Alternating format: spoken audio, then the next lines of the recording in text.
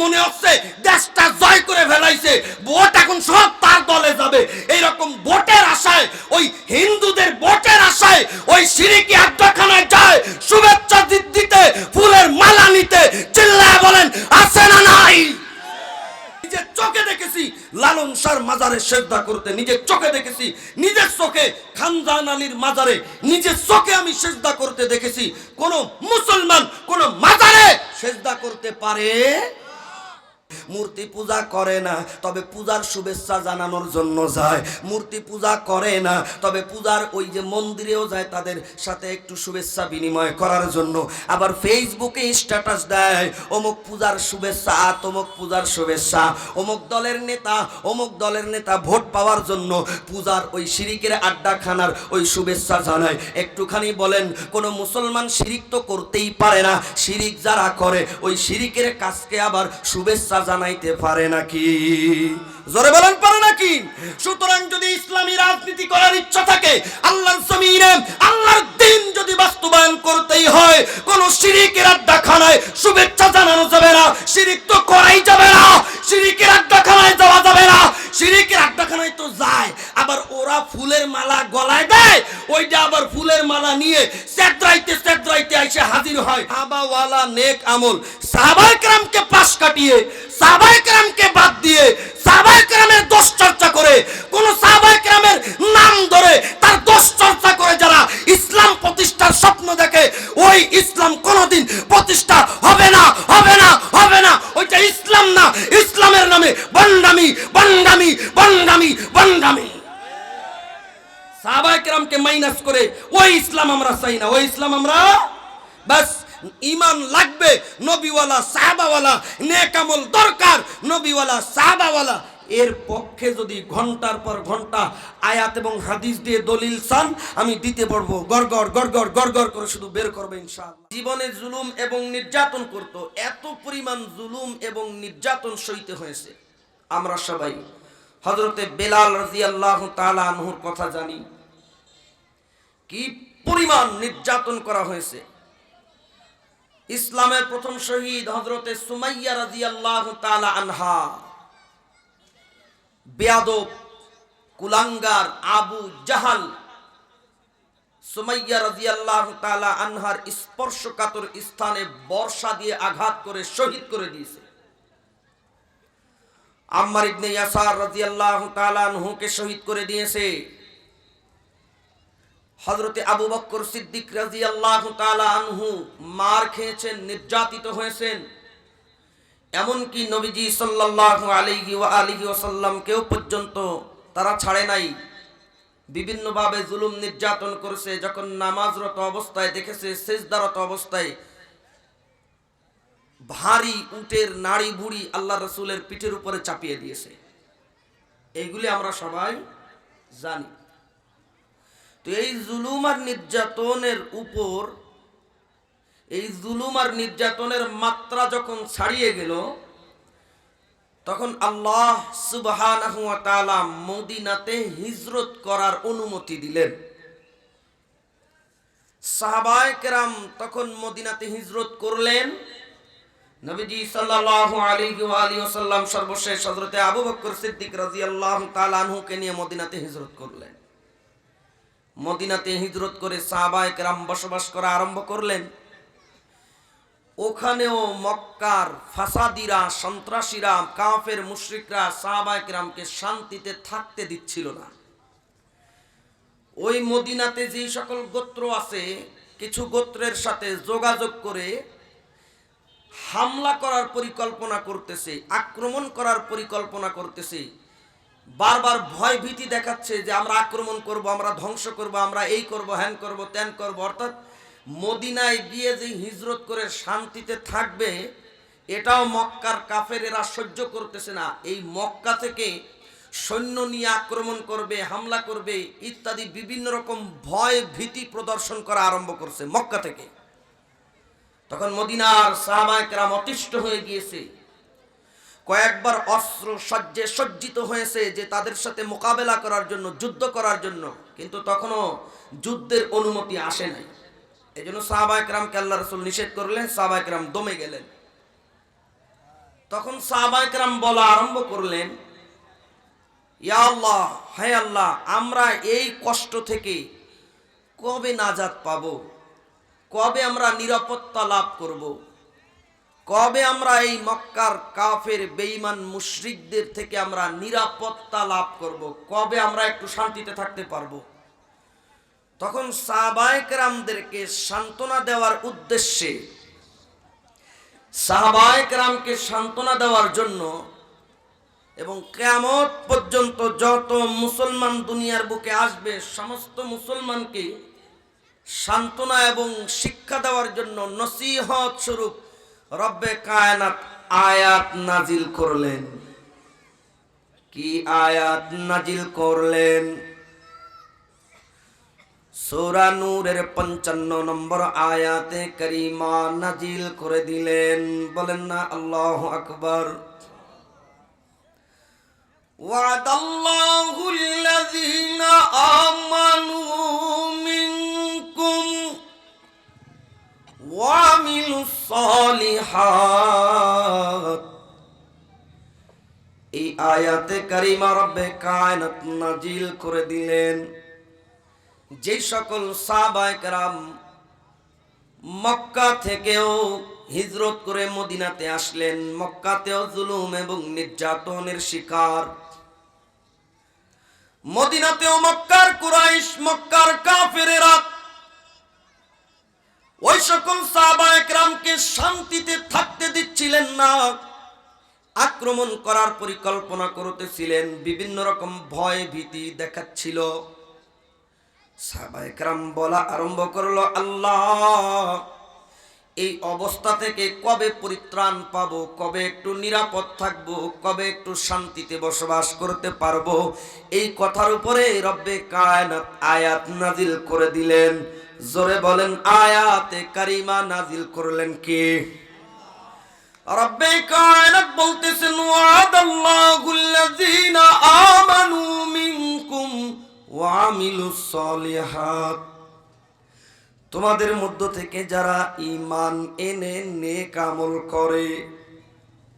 মুসলমান আমার দিকে গভীর মনোযোগ, কথাগুলো বোঝার চেষ্টা করবেন। অল্পতে সংক্ষেপে মূল কথাটা সংক্ষিপ্ত তাফসীর পেশ করতেছি। ওয়াদাল্লাহুল্লাযীনা আমানু মিনকুম ওয়া আমিলুস সালিহাত। তোমাদের মধ্য থেকে যারা ঈমান এনে নেক আমল করবে, আমি আল্লাহ তাদের সাথে ওয়াদা করলাম। তো বলেন তো ওয়াদা করলেন কি? এই দুনিয়ার বহু মানুষ আছে, ওয়াদা করে ওয়াদা ভঙ্গ করে দেয়, ওয়াদা করে ওয়াদা খেলাফ করে। তো বলেন তো আমার আল্লাহ কোনদিন ওয়াদা ভঙ্গ করেন নাকি? ইন্নাল্লাহা লা ইউখলিফুল মিআদ। অন্য আয়াতে কারিমার মধ্যে রব্বে কায়নাত জানাই দিলেন, ইন্নাল্লাহা লা ইউখলিফুল মিআদ। কশিন কালেও কখনো কখনো রব্বে কায়নাত ওয়াদা খেলাফি করেন না। অন্য আয়াতে কারিমার মধ্যে বলতেছেন, ওয়ামান আসদাকু মিনাল্লাহি হাদিসা। আল্লাহ তাবারকা ওয়া তাআলার থেকে বড় সত্যবাদী আর কে হতে পারে?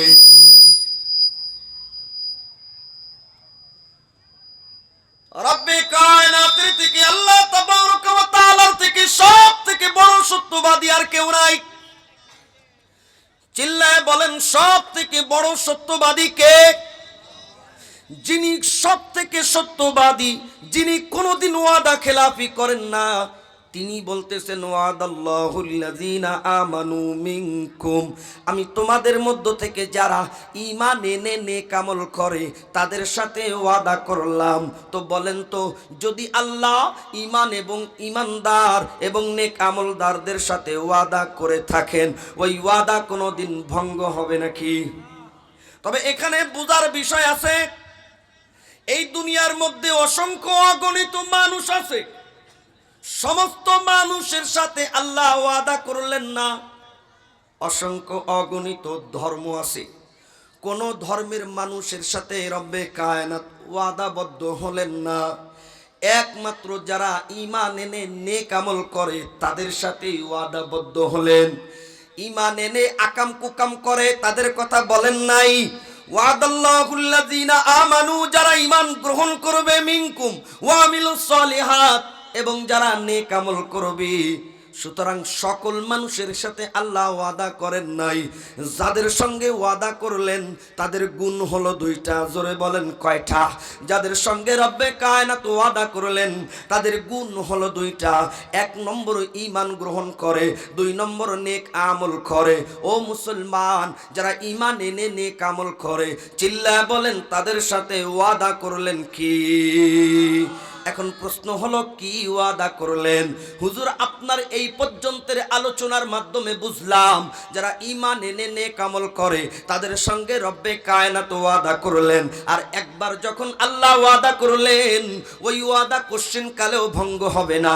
আল্লাহ কখনো ওয়াদা ভঙ্গ করেন না। তো হুজুর, ওয়াদাটা করলেন কি? আমার ভাইজান গভীর মনোযোগ, এই আয়াতে কারিমার মধ্যে রব্বে কায়নাত ঈমানদার এবং আমলদারদের সঙ্গে তিনটা ওয়াদা করলেন। জোরে বলেন না কয়টা ওয়াদা করলেন? আমার দিকে তাকান। তিনটা ওয়াদা করলেন। এক নম্বর ওয়াদা করলেন, লা ইস্তাখলিফান্নাহুম ফিল আরদি, আমি তোমাদেরকে জমিনের ক্ষমতা দান করব, জমিনের খেলাফত দান করব, জমিনের রাজত্ব দান করব, জমিনের কর্তৃত্ব দান করব।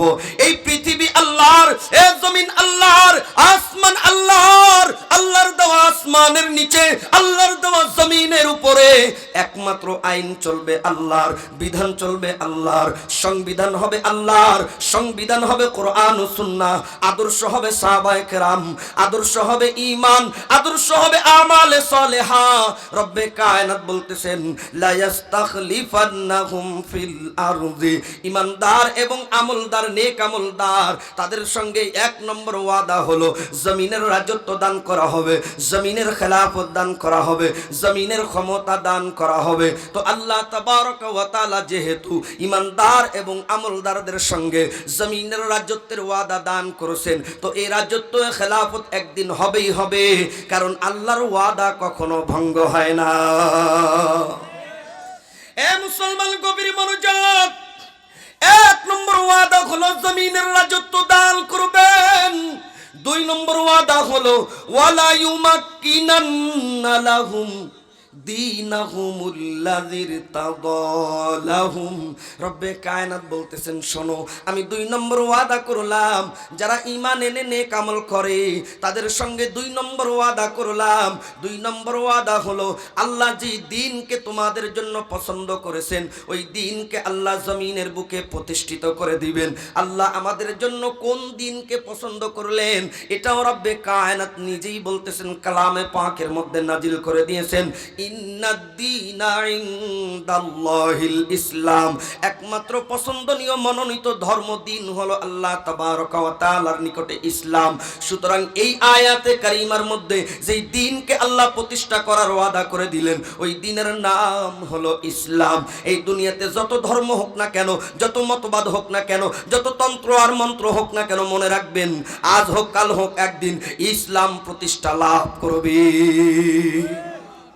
দুই নম্বর ওয়াদা হলো ওয়ালা ইউমাক্কিনান্না লাহুম দীনাহুমুল্লাযী ইরতাদালাহুম, যে দিনকে আমি তোমাদের জন্য মনোনীত করলাম, ইসলামকে তোমাদের জন্য মনোনীত করলাম, এই ইসলামকে প্রতিষ্ঠা করে দিবেন। জোরে বলেন কি?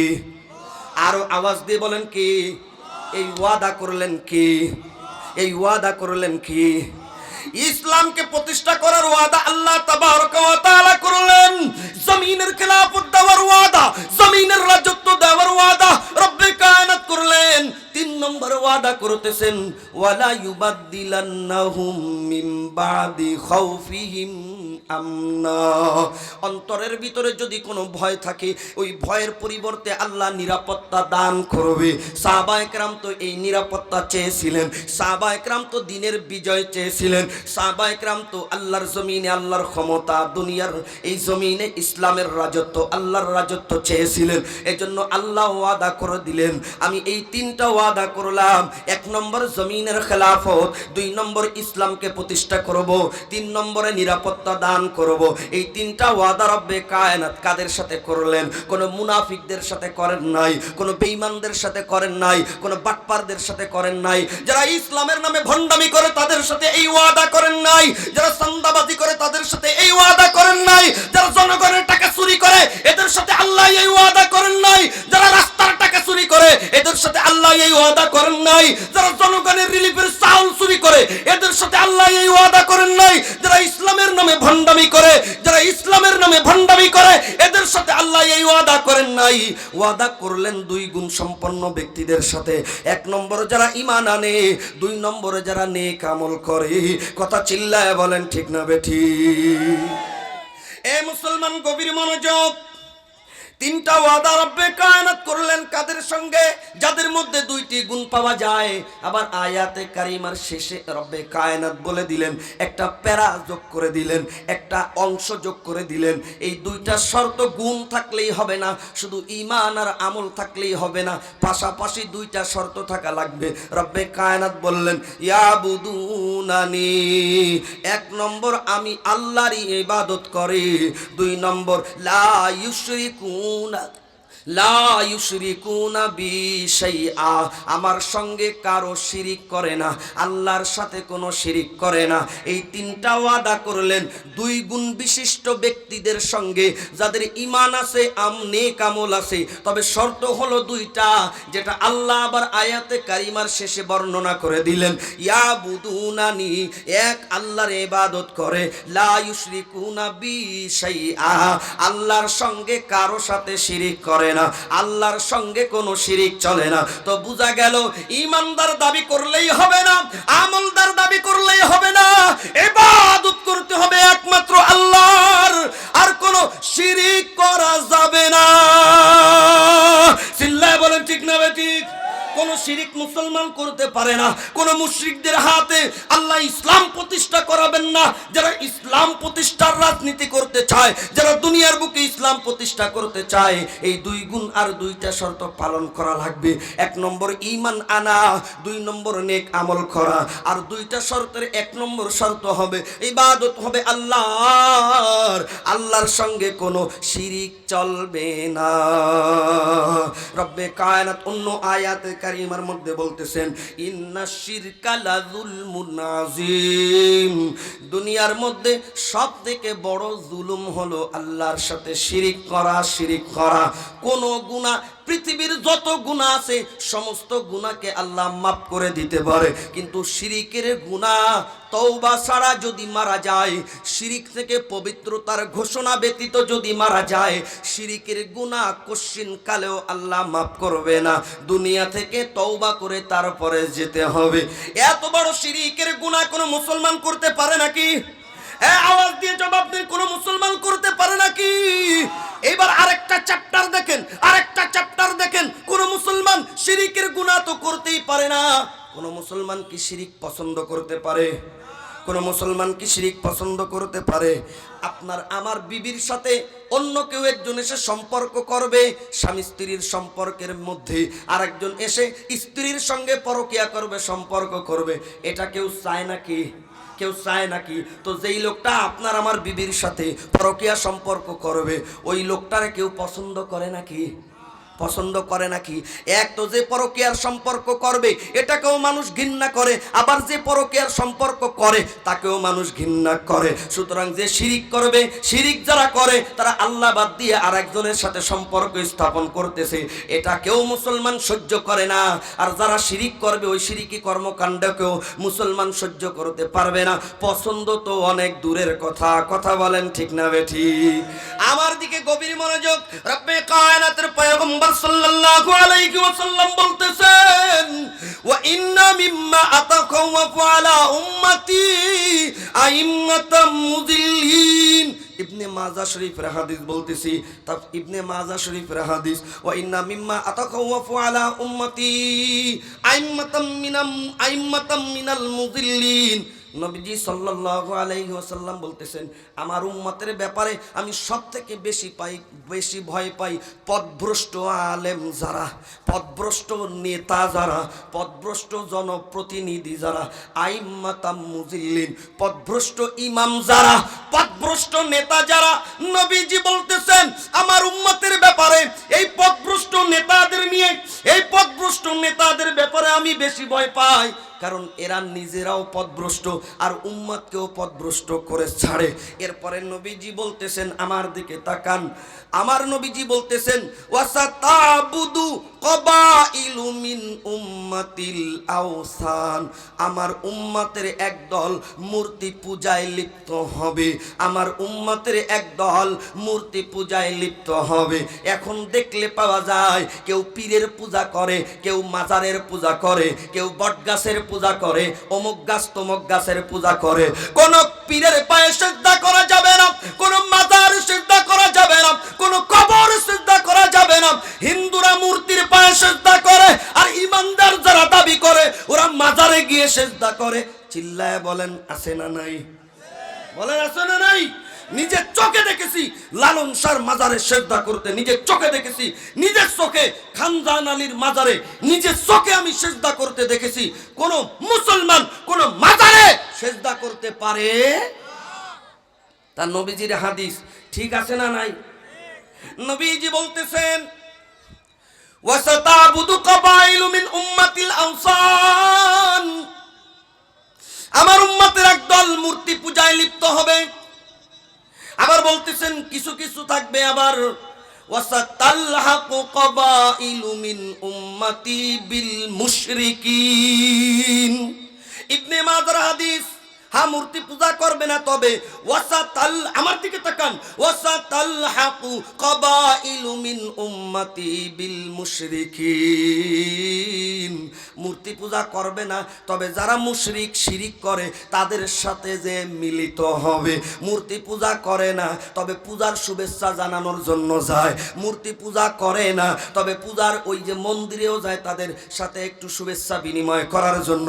আবার ফেসবুকে স্ট্যাটাস দেয় অমুক পূজার শুভেচ্ছা, তমুক পূজার শুভেচ্ছা, অমুক দলের নেতা অমুক দলের নেতা ভোট পাওয়ার জন্য পূজার ওই শিরিকের আড্ডাখানার ওই শুভেচ্ছা জানায়। একটুখানি বলেন, কোন মুসলমান শিরিক তো করতেই পারে না, শিরিক যারা করে ওই শিরিকের কাজকে আবার শুভেচ্ছা জানাইতে পারে নাকি? জোরে বলেন, পারে নাকি? সুতরাং যদি ইসলামী রাজনীতি করার ইচ্ছা থাকে, আল্লাহর জমিনে আল্লাহর দ্বীন যদি বাস্তবায়ন করতেই হয়, কোন শিরিকের আড্ডাখানায় শুভেচ্ছা জানানো যাবে না, শিরিক তো করাই যাবে না, শিরিকের আড্ডাখানায় যাওয়া যাবে না। শিরিকের আড্ডাখানায় তো যায়, আবার ওরা ফুলের মালা গলায় দেয়, ওইটা আবার ফুলের মালা নিয়ে সেদ্রাইতে সেদ্রাইতে এসে হাজির হয়, মনে হচ্ছে দেশটা জয় করে ফেলাইছে, ভোট এখন সব তার দলে যাবে। এইরকম ভোটের আশায়, ওই হিন্দুদের ভোটের আশায় ওই শিরিকি আড্ডাখানায় যায় শুভেচ্ছা দিতে, ফুলের মালা নিতে। চিল্লায় বলেন আছে না নাই?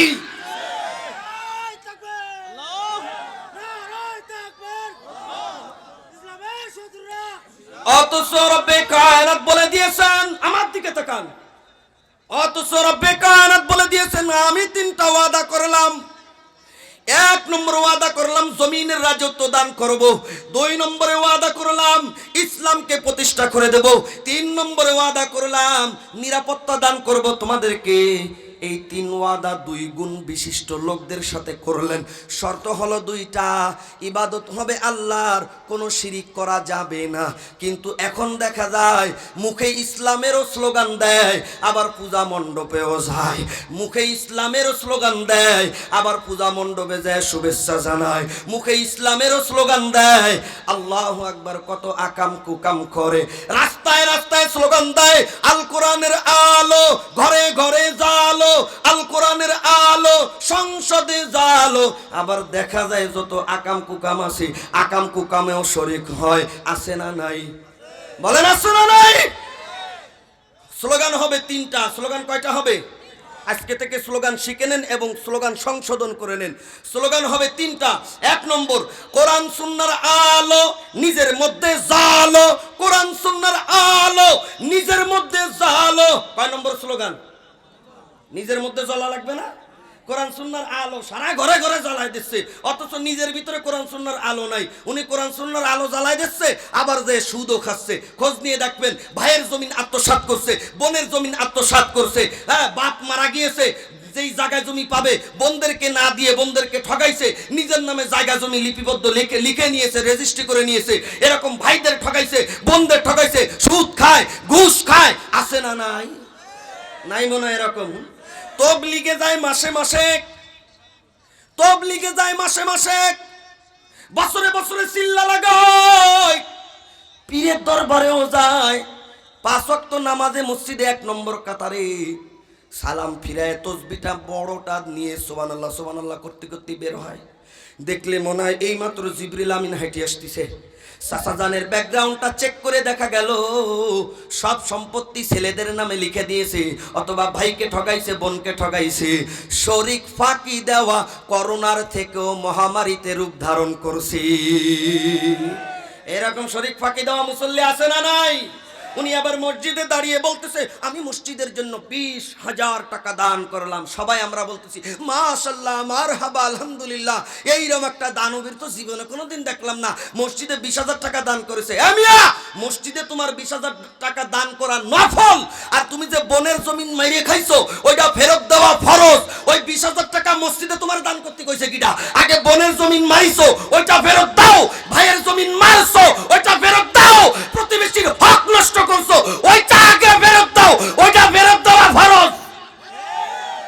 ফরজের খবর নাই, নফল নিয়ে টানাটানি। মসজিদের সবার সামনে দান করে বিশাল বড় দানবীর। হজ করতে যাওয়ার আগে দোয়া চাই, হুজুর আমার জন্য দোয়া করবেন, আমি হজ করতে যাই।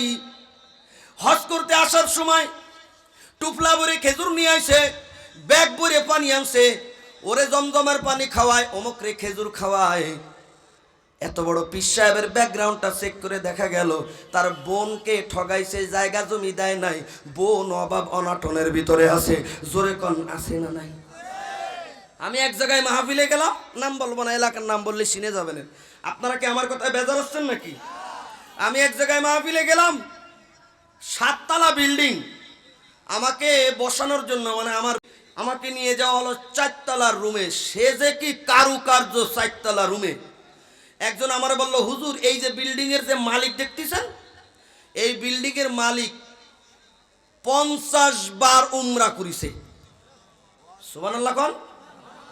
বলেন সুবহানাল্লাহ। একটু বারে বুঝবেন এটা কোন সুবহানাল্লাহ। এই শব্দটা কিসের হচ্ছে?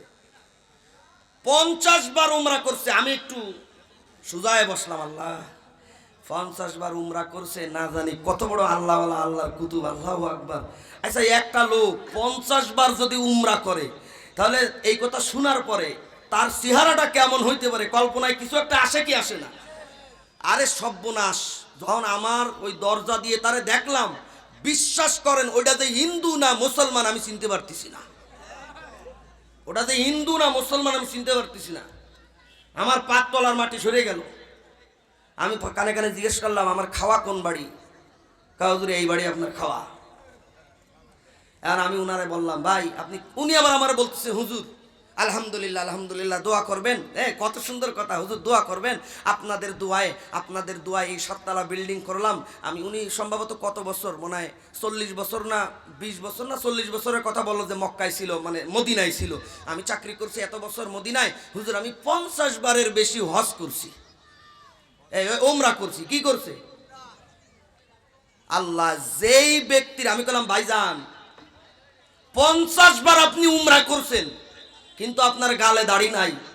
50টা উমরায় যার গালের দাড়ি গজাইতে পারলো না, আমার বুঝে আসতেছে না ওটা কোন ধরনের উমরা।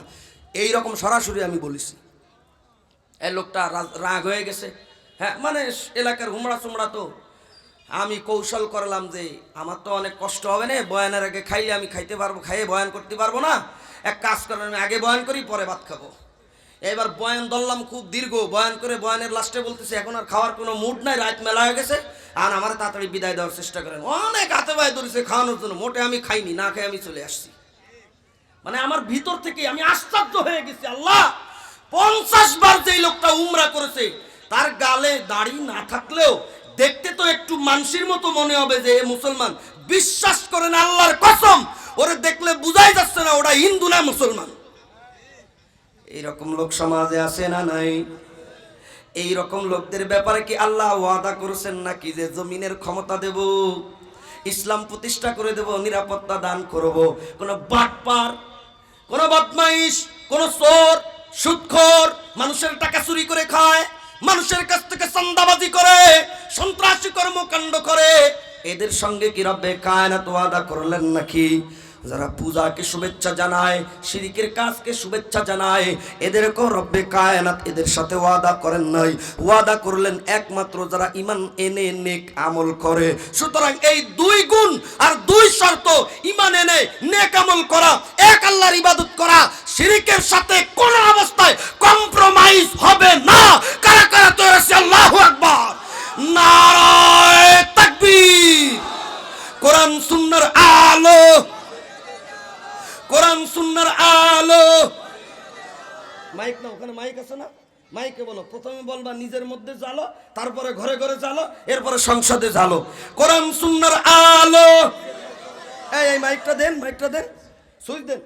কোরআন সুন্নাহর আলো, নিজের মধ্যে জ্বালো, কোরআন সুন্নাহর আলো, নিজের মধ্যে জ্বালো, কোরআন সুন্নাহর আলো, কোরআন সুন্নাহর আলো।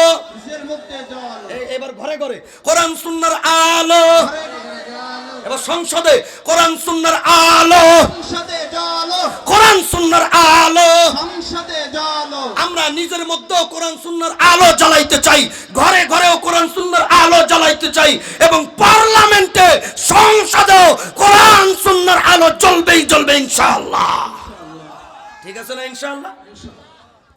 কিন্তু শর্ত কয়টা? দুইটা শর্ত। ইবাদত হবে কার? আর কোন শিরিকের সাথে কম্প্রোমাইজ চলবে, আর ঈমান আনতে হবে এবং নেক আমল। মুসলমান গভীর মনোযোগ। ও হুজুর চলে আসছে, হাই হাই। না না না না, আমাকে কেউ বলো না কেন হুজুর চলে আসছে? আমি দেরি করে ফেলছি, ঠিক আছে, আমি দেরি করে ফেলছি মনে হয় 10 মিনিট।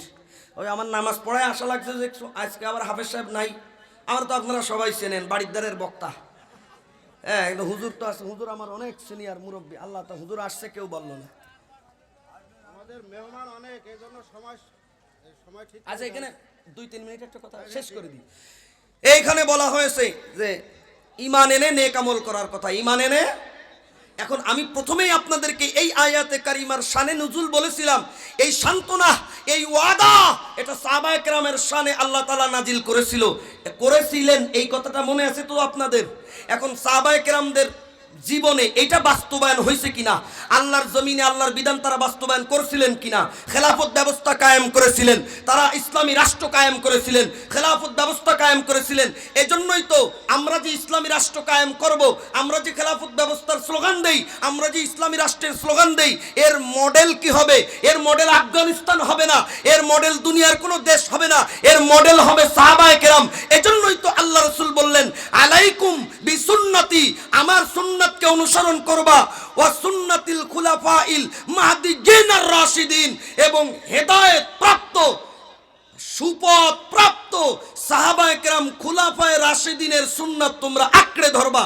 খুলাফায়ে রাশিদিন বলতে মুহাদ্দিসিনে কেরাম বুঝিয়েছেন, 1 নম্বর আবু বকর সিদ্দিক রাদিয়াল্লাহু তাআলা আনহু, 2 নম্বর ওমর ফারুক রাদিয়াল্লাহু তাআলা আনহু, 3 নম্বর ওসমান গনি রাদিয়াল্লাহু তাআলা আনহু, 4 নম্বর হযরতে আলী রাদিয়াল্লাহু তাআলা আনহু। এই যে 3 ওয়াদা আল্লাহ করলেন, ইসলামের রাজত্ব দান করবেন, জমিনের খেলাফত দান করবেন, এর মডেল আল্লাহর রাসূল দিয়ে গেলেন। এর মডেল আল্লাহ তাআলা দান করলেন কাদেরকে? খুলাফায়ে রাশিদিন সাহাবায়ে কেরামকে। বাস সংক্ষেপ কথা হলো, ওই ঈমান এনে নেক আমল করলে 3 ওয়াদা আল্লাহ বাস্তবায়ন করবে। তবে কোন ঈমান আর নেক আমল? মন গড়া নেক আমল। আমি মন গড়া একটা আমল করলাম আর ওইটা নেক আমল বলে চালাই দিলাম, ওই নেক আমলের কথা বলা হয় নাই। আমি মন গড়া একটা আমল করলাম, ওইটা নেক আমল বলে চালাই দিলাম, ওই নেক আমলের কথা বলা হয় নাই।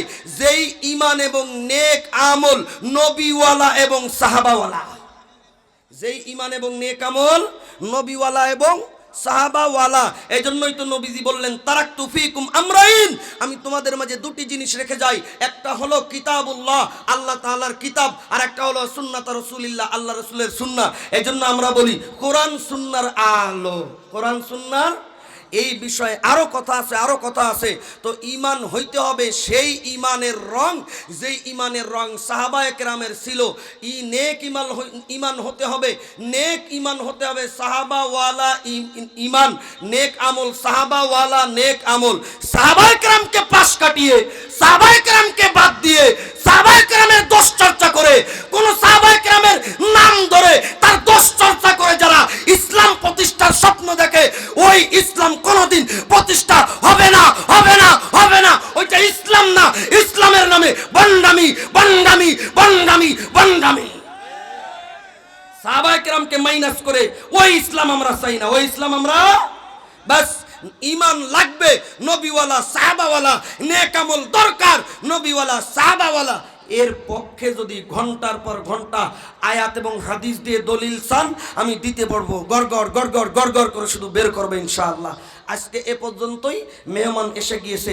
আল্লাহ সুবহানাহু ওয়া তাআলা আমাদেরকে কবুল ও মঞ্জুর করে নেন, হায়াতে তয়্যিবা দান করেন। মেহমানকে হাফেজ মাওলানা সাইফুল্লাহ সাহেব দামাত বারাকাতুহুল আলিয়া, মুহতামিম তালিমুল কোরআন মাদ্রাসা বাগেরহাট, হযরতকে আল্লাহ তাআলা কবুল ও মঞ্জুর করে নেন, হায়াতে তয়্যিবা দান করেন, তার কণ্ঠকে আল্লাহ তাআলা বিশ্বব্যাপী কবুল করে নেন, বলেন আমিন।